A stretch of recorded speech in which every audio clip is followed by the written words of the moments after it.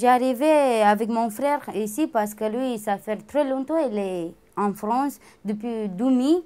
Et j'ai arrivé avec lui, j'habitais avec lui jusqu'à, je vois monter, 2010. J'ai resté ensemble avec mon frère, avec sa femme, avec son enfant. Déjà, il y avait mes parents qui étaient là avant moi. Ils étaient dans le bidonville. Et je suis arrivé avec mon beau-frère qui est venu me chercher de Bulgarie en autocar en fait. J'habitais dans un terrain de Moulin-Galon jusqu'à 2013, 30 mars. Je suis arrivé avec mon père, ma femme et un autre frère, qui est plus petit que moi. Nous sommes arrivés à Saint-Ouen dans 93, Saint-Saint-Denis. Alors là, nous sommes installés dans une maison abandonnée, un squat, pendant plusieurs années. Je me suis dit en Bulgarie, il n'y a rien à faire. Je ne savais pas qu'est-ce que je vais travailler là-bas quand je terminais mes études. Je me suis dit, je vais apprendre la langue, je vais essayer de trouver du travail ici. Oui, première fois, j'ai fait faire la manche, mais j'ai fait juste 2 fois. La dernière fois, j'ai fait garde à vue et j'ai gagné juste 10 €. Et après, j'ai arrêté avec ça parce que mon frère n'est pas d'accord pour faire ça. Quand j'arrivais, je n'ai pas connu très bien la France. Et il m'a dit que c'est dur, si le police me prend, je vais aller dans un foyer et rien, personne ne peut pas récupérer. Et je suis encore petit, je ne peux pas faire ça. La seule chose qu'il y avait en France pour nous, c'était soit de faire la mendicité, soit de vendre des journaux sur les rues. À part ça, il n'y avait rien du tout. Du tout et du tout. Je vendais des cigarettes au black avant, quand je ne parlais pas la langue, quand je ne savais rien faire. Voilà, je faisais ça. Je me suis acheté une camionnette. Après, chaque jour, je tournais à Paris, au banlieue, région parisienne.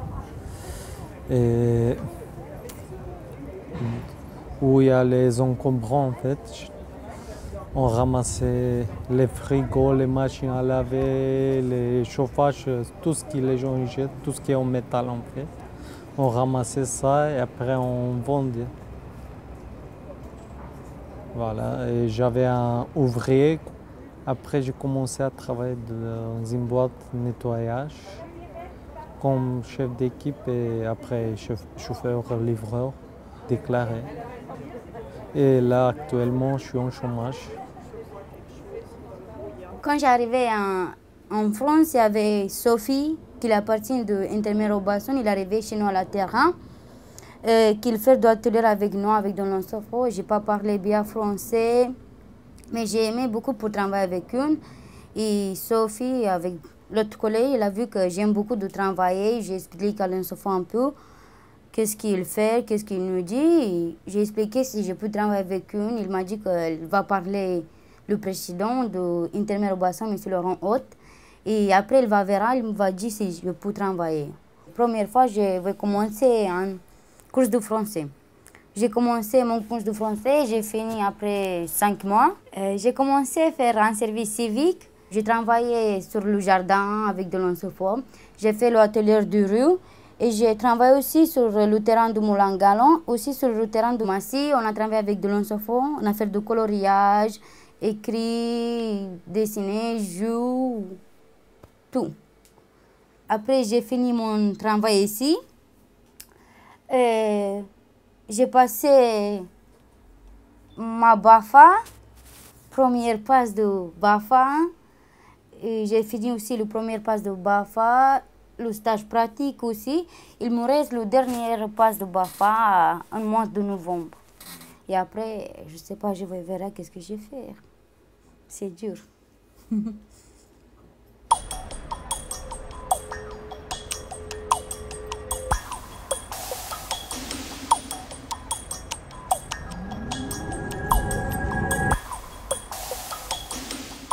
À Fontenay-sous-Bois, on est parti plusieurs familles s'installer dans la maison squat aussi.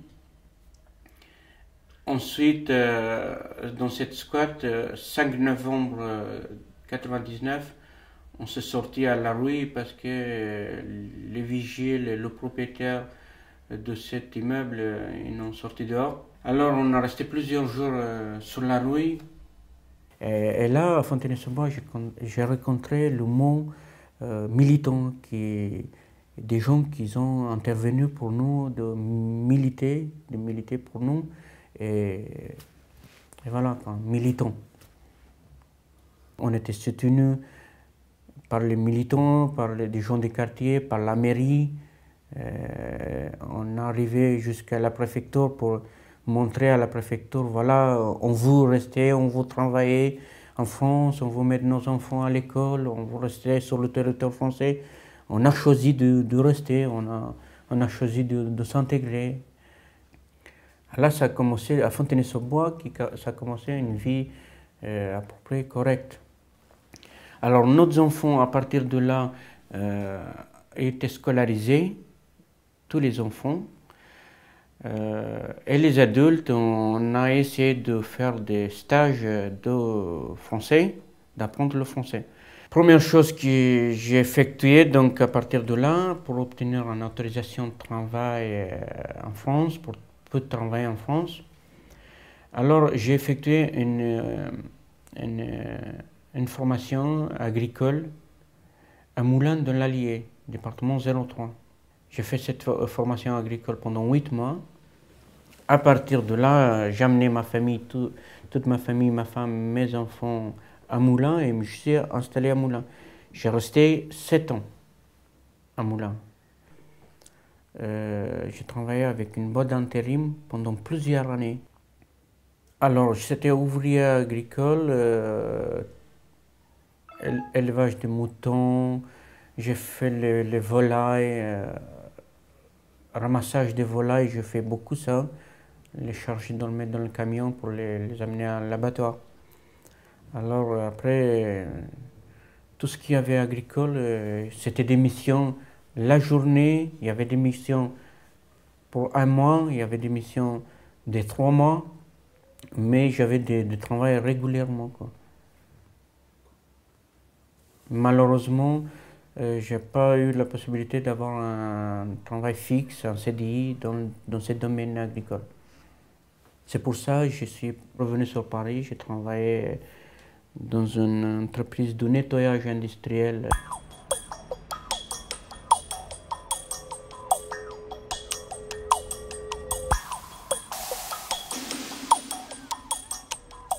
Les gens ne connaissent pas vraiment les Roms. Et ils regardent beaucoup de télé et à la télé, ils parlent des fois n'importe quoi. Les gens ne savent pas. Pour eux, les Roms sont voleurs des poules, voleurs d'enfants, des choses comme ça. Et j'ai vu à la télé qu'il n'aime pas comment il fait faire la manche avec de leurs enfants de 3 ans qui attendent et ramener pour faire la manche. C'est vrai qu'il y a beaucoup de Romains qui le volent. Les Français, la France, ils ont droit de dire. Ils ont droit de dire s'ils voient les choses que les Roms ils sont pas intégrés. Mais il faut pas mettre tous dans le même sac. Les Roms, il y en a des bons et des mauvais, comme partout, comme on peut le constater dans tous les pays. Ce que je veux dire par là, qu'il y a des Roms qui luttent pour s'intégrer, qui cherchent une place pour rester en France, et il y en a d'autres qui continuent à faire de la mendicité, qui donnent une mauvaise image en France sur les Roms. Mais j'ai quelque chose à dire de ça. Pourquoi ils font ça? Parce qu'à cause de la pauvreté. À cause de la pauvreté, les gens ils font tout. Hein. Ils font tout pour gagner de l'argent. Moi, je ne sais pas comment ils font, mais je ne sais pas comment ils font de faire ça, de voler, de faire des conneries. Mais moi, je n'ai honte de voir cette image. Ils vont remporter un portefeuille, un portable, un petit peu de danger, ou quelque chose comme ça. Le fait que je suis Rom, alors aujourd'hui, ça me pose aucun problème Au niveau droit de travail, j'ai l'autorisation de 10 ans renouvelable. Il n'y a pas de problème. Il y a mes deux enfants qui sont les grands, il a 17 ans et 18 ans. Ils sont de nationalité française. Ça, il n'y a pas de problème au niveau des papiers. Mais au niveau de nom, prénom, si je trouve du boulot, si je me présente pour trouver du travail, le fait que je suis rome, c'est immédiat un blocage. J'ai remarqué ça en plusieurs reprises et je suis conscient maintenant que le blocage vient de ça que je suis rome. C'est tout simple.